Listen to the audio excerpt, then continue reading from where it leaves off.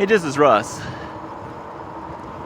I am riding back from Bussy Woods now.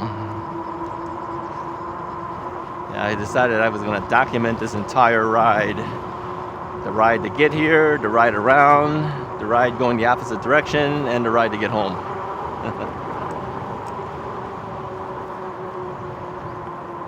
Now, if you've been watching the videos up to this point, you know that I've been riding the new replacement battery that was given from Unit Pack Power. We're still on that battery. I have not switched out the battery yet. I have 4 out of my 5 bars on my meter. Now, this thing measures the remaining time on the battery. So it doesn't matter the fact that I had a 52 volt 20 amp hour battery instead of the standard 48 volt 14 amp hour battery that comes normally with the rad. It just looks at, what voltage is it sitting at right now. And then it tells you, based on what voltage you have, how much amount of time or how much amount of power it thinks you still have left. So it's showing 4 out of the 5 bars, and when I throttle down hard, it'll move maybe to 3. So I know I have enough to get myself back without swapping out the battery to the other battery. So my amount of ride so far has been 27.7 miles. I don't know, I think it was like maybe 8 or 9 miles to get back. So what was that? It's going to bring me to at least 36, give or take, 36 miles. This battery should be able to do that.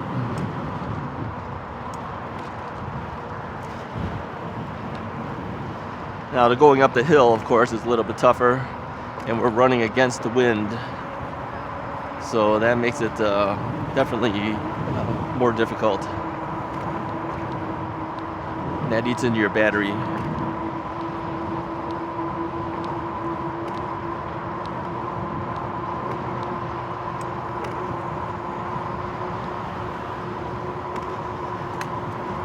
Now, right now I'm using Google Maps to try to get myself back. But even with Google Maps, it's kind of hard to estimate it properly in time. It says I got 44 minutes. Well, it doesn't know how fast I'm moving, does it? I think that mileage or that time is based on what maybe a typical bike would ride. Well, we go faster than a typical bike, of course, on an e-bike. So I don't think it's going to be accurate for the time, of course.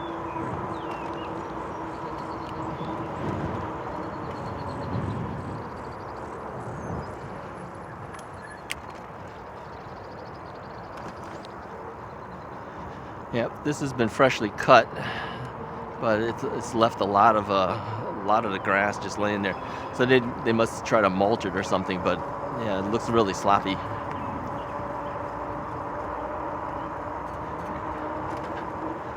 Yeah, whatever. It's green, as long as it's green.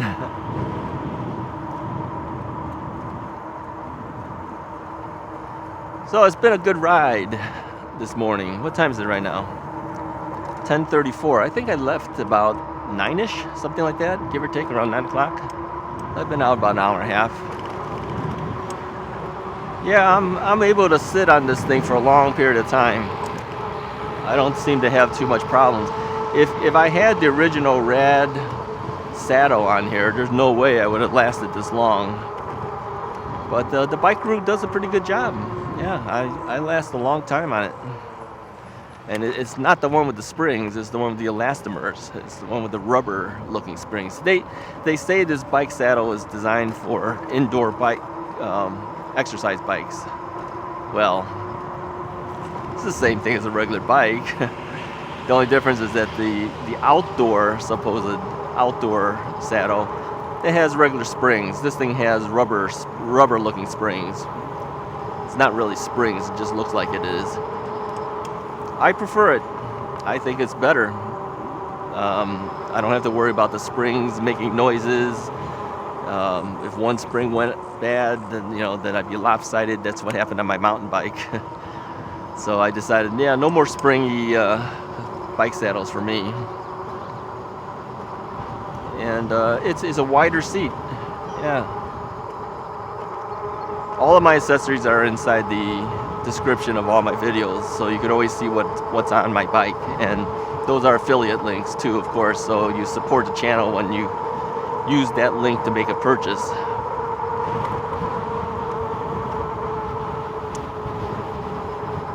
I also found out too, a couple of you guys used my link and discount things for Magicycle bikes. Thank you, I appreciate it.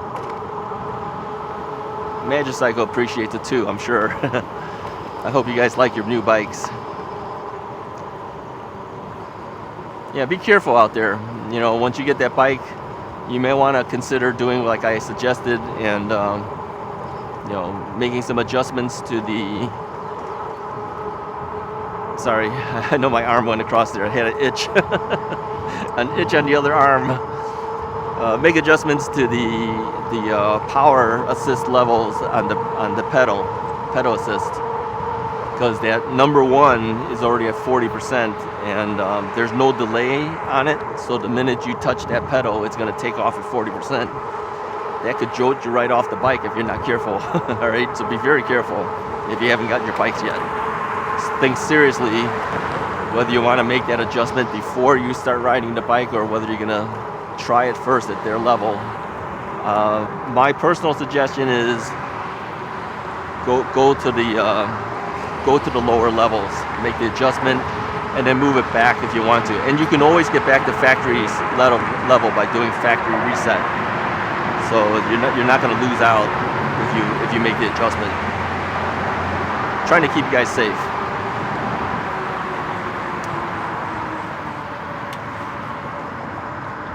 All right, we are out of the Bussy Woods area.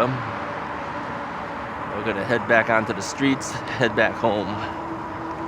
Now we are in Schaumburg, Illinois right now. I believe this part of it's still Schaumburg. Maybe it's Rolling Meadows, I don't know. All these suburbs start blurring together after a while. Hard to know what's what anymore. Okay, well, we're gonna cross through here first, but nobody's moving. So okay, left turn guys are going.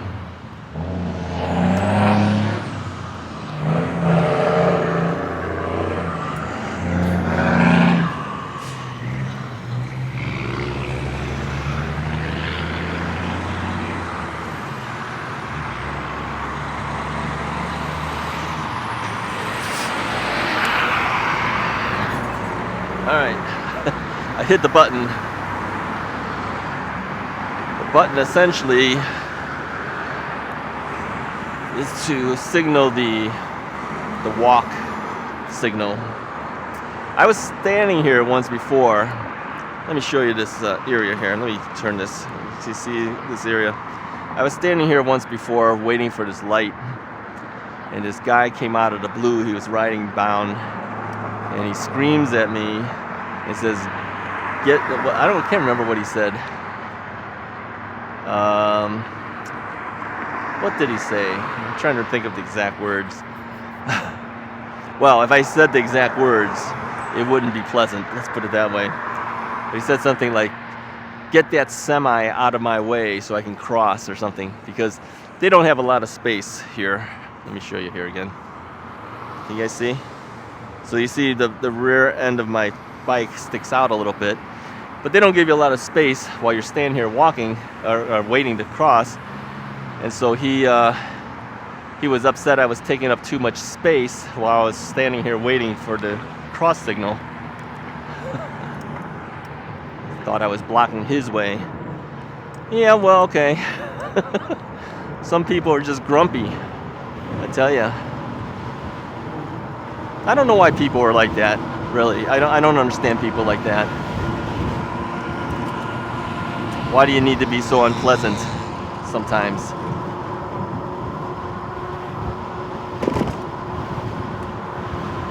Well, that's the world. You get nicer people, then you got some really unpleasant people.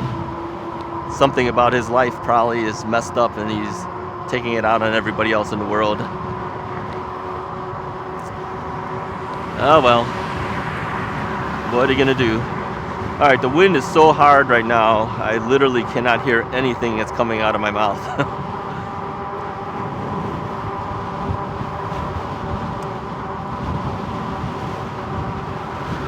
So taking roads like this, you are riding with traffic, so you have to be aware.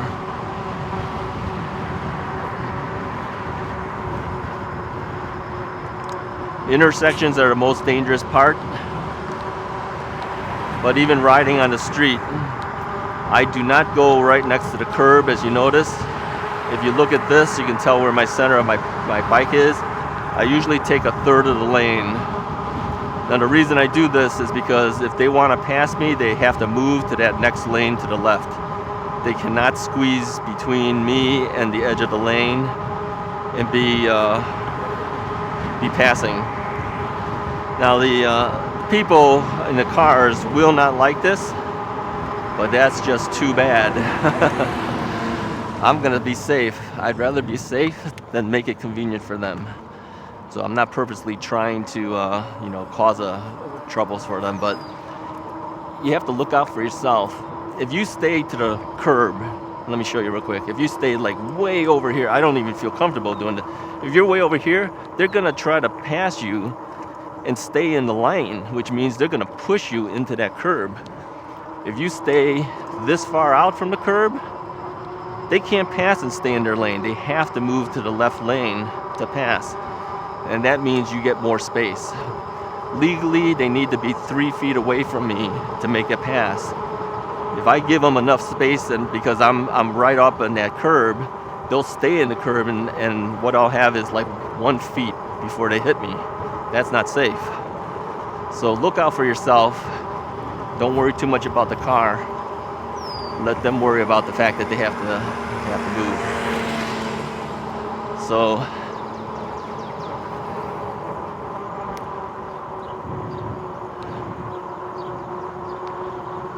all that construction crew, they were backing their stuff out, but I was passing through with it. They were not moving fast enough to catch up to me. So it was never really any issue, but the guy did signal to let me know that they are still backing out. Okay, now here's what I've noticed too. With a 52 volt battery, you do get a little bit more get up and go. It moves a lot. It moves quicker. I mean, you don't get any more speed out of it, but you hit a throttle and things move faster. You do a pedal, it seems to move a little faster, right? So now that the battery is worn down a little bit since we've been riding for so long,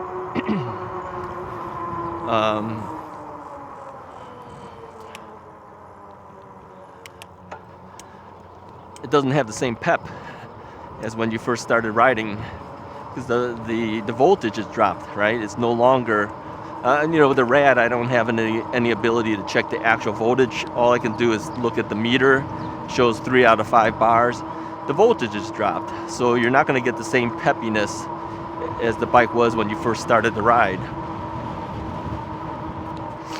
So this is why, too, a lot of people prefer the 52 volt battery systems or even higher, because they can move along pretty well, but as the battery wears down, that also drops. So just something to be aware of.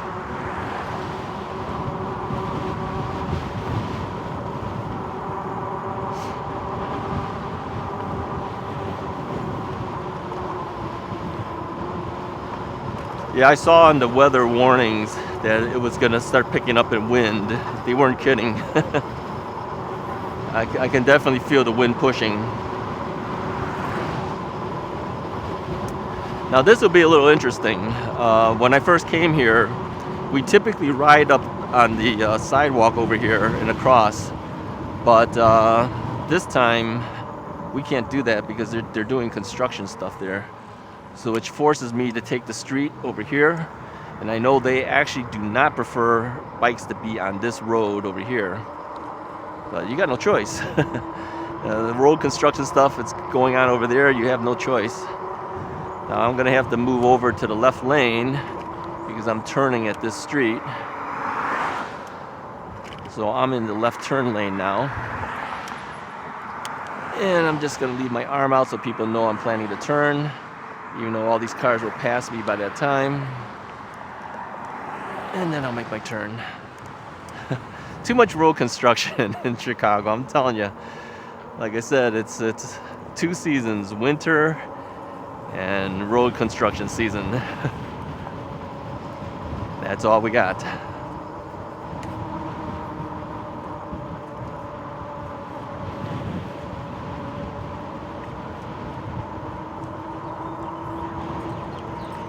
Alright, so the doggies want to get me.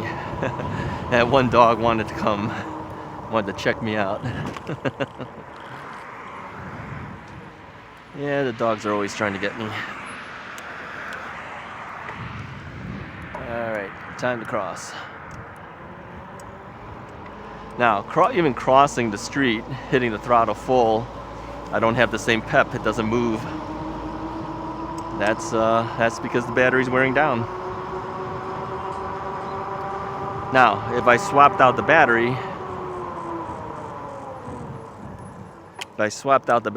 I'd get the pep back, but I don't want to charge 2 batteries. Too lazy. I really just want to charge the one battery and be done with it.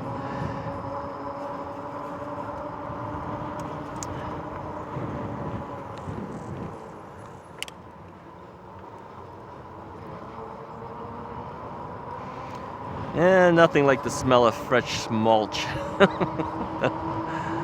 Yeah, not pleasant.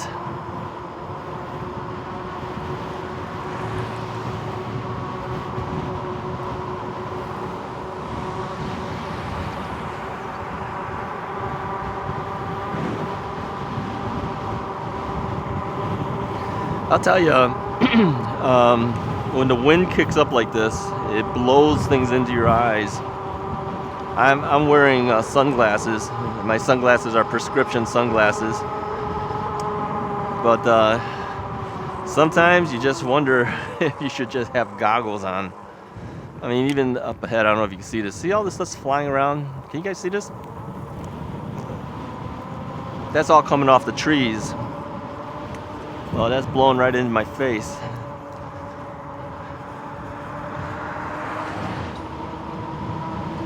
I know here in Illinois, I believe, I don't ride a motorcycle, so I don't know all the rules of the road, but I believe they don't legally have to wear a helmet for motorcycles here, but they do have to wear eye protection. And now you know why. You know, when you got all that stuff blowing around, it ends up in your eye. You're temporarily blinded at that point. That's not good if you're riding a motorcycle. So eye protection is required, I believe. I don't believe helmet protection is required in Illinois. Not positive. Rules may have changed. I just remember somebody mentioning that once before.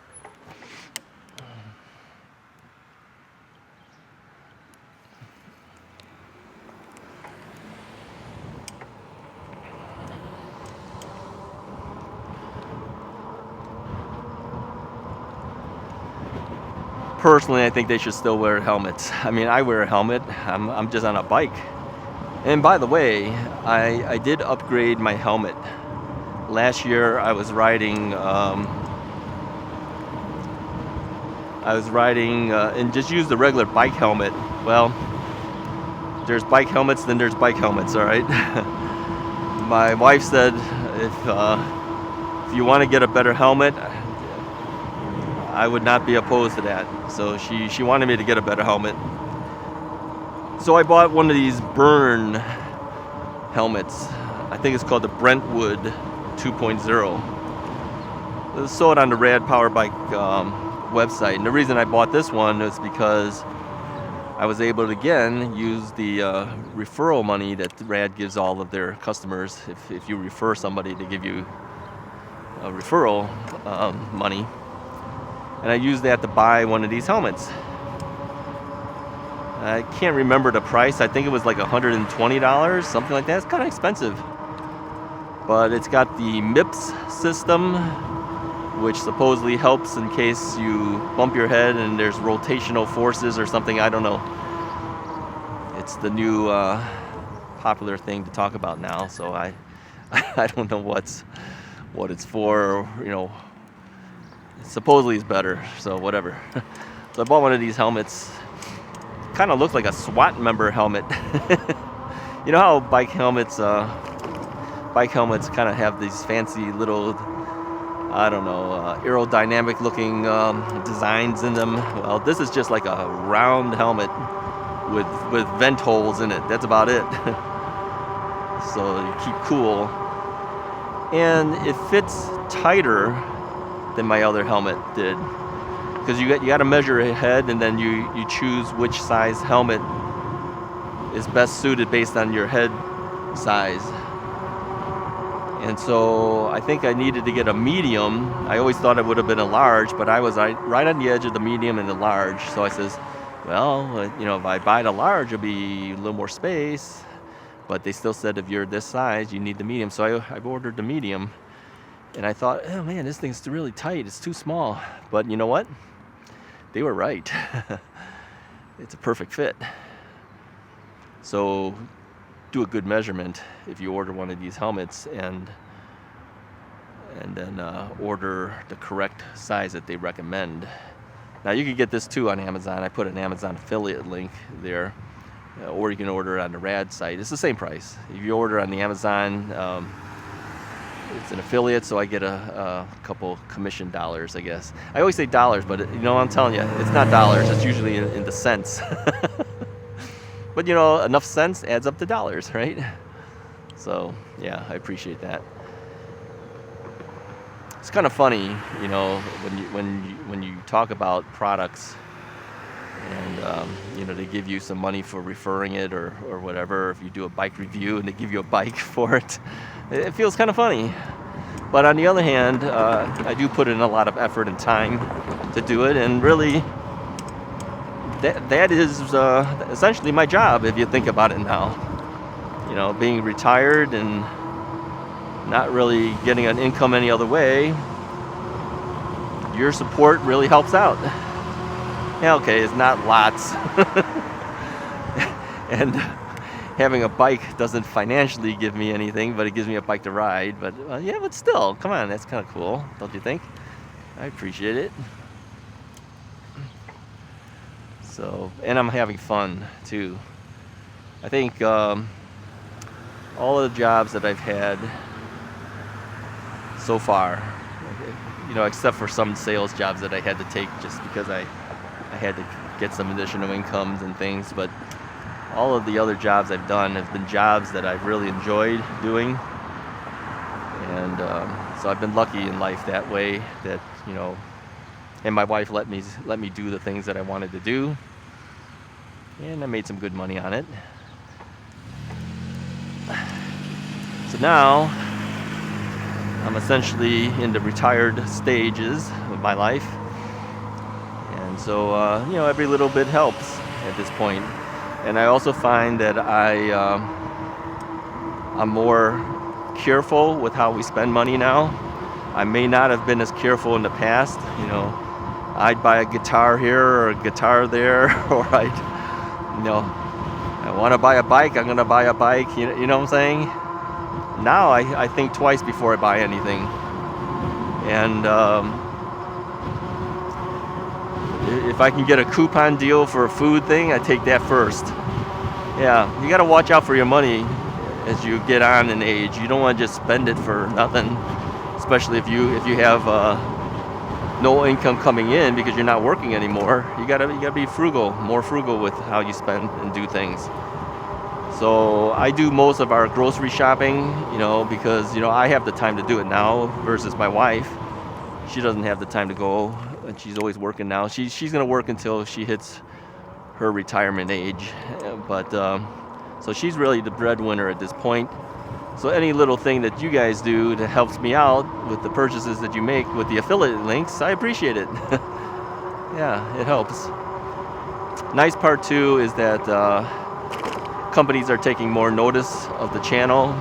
I'm being contacted by companies asking if I want to help promote a product or whatever, and now I make some decisions whether I want to do it or I don't want to do it, and whether it's a product that I think is good for my viewers and whether I feel comfortable supporting, you know. And sometimes you don't know. You think a company might be good, but in the end it may not be. You don't know. But all I could do is, just like any other consumer, is do a little bit of research and say, is this a product that's worth supporting or not?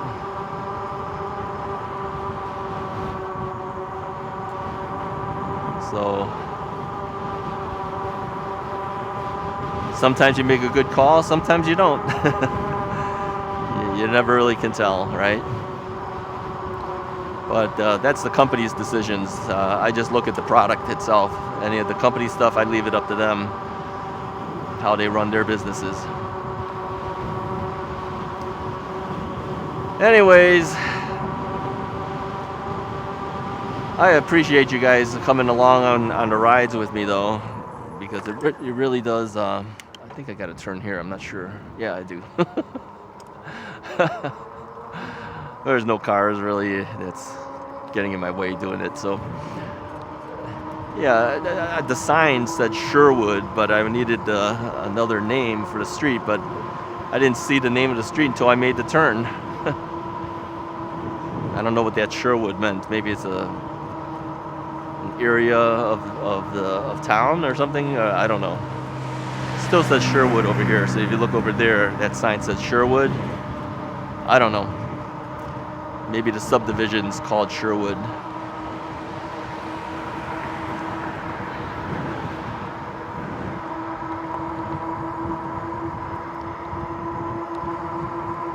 All right, so far 34 miles I've traveled, and I have not gotten off the bike other than to change my battery on my GoPro.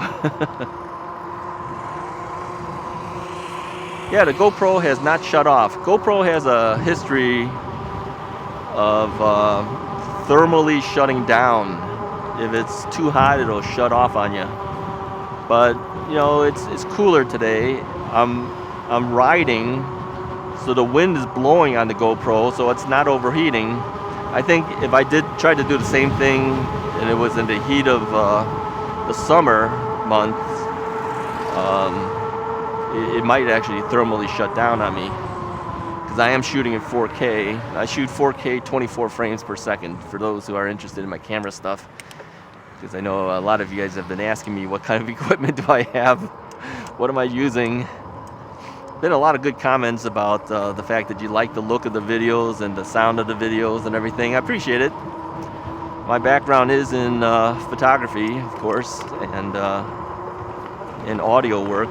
I do have 3 forensic expertise. It's forensic photography, forensic videography, and forensic audio.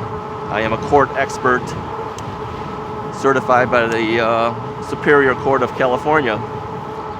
So yeah, I know a little bit about sound and a little bit about video and photography. Maybe more so than the average guy, but I am using consumer gear. I'm not using like surveillance gear, which I have used in the past, but I'm not using that kind of stuff. I'm using, GoPro and a basic digital audio recorder that sits in front on my basket. So yeah, you guys can do it as well. But I will say that if you're looking to start a YouTube channel, it does take time. All right, it's a commitment of time. It took me 3 years to get to this point, and 2 years just to get to 1,000 people. About a third year, I got to 2,000 people, and then, as we know, it's grown quite a bit since then. It's now over 5,000 something people who are subscribed.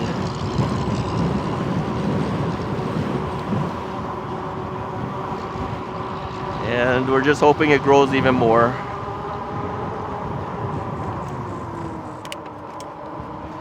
Because as it grows, it gives me a little bit more ability to make a little bit of an income while I'm retired. So I appreciate it.